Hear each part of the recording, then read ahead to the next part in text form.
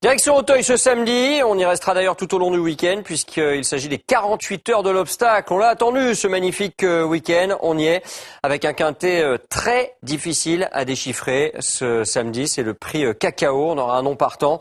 Le 5 Aramis-Collonges, il reste toutefois 19 galopeurs, 19 sauteurs au départ de cette épreuve, des chevaux de 5 ans et plus qu'on connaît parfaitement à ce niveau. Vous découvrez le parcours en images, on emprunte la piste intérieure des steeplechase sur les 4400 mètres de la butte Mortemart. Parcours exigeant et donc course très ouverte, comme on le disait, c'est souvent le cas d'un handicap, mais là en l'occurrence, c'est vrai que notamment du fait qu'il y ait 19 partants, c'est encore plus difficile. On a retenu en tête un outsider, le 20 Linodrop, qui sera d'ailleurs le conseil de jeu de Gilles Barbarin, cheval qui reste sur de bonnes sorties, qui est de retour sur le steeplechase, qui semble bien placé. C'est un coup de poker, c'est ce qu'on s'est dit dans les pronostics, premier ou nulle part dans cette épreuve. Le 3 Valtor va trouver un terrain qui devrait lui convenir.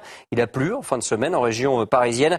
Attention à lui, attention au 15 Ultrabal qui nous a confirmé qu'elle était une jument de talent la dernière fois dans une épreuve de ce genre en se classant deuxième du prix André Adel. C'est certainement une base pour établir ses jeux. Le 10 Viking Maker a été longtemps arrêté. Il arrive avec de la fraîcheur sur ce genre de rendez-vous. C'est important en automne. Le 18 Policy Jumper est sur une excellente 5e place. On reprend en confiance, tout comme le 8 Osobello, presque une base, à ce niveau c'est un incontournable.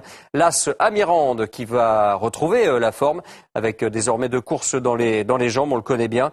72 kilos, c'est logique. Attention également au 16 Orange Run. Notre pronostic pour ce prix Cacao, 20, 3, 15, 10, 18, 8, As et 16.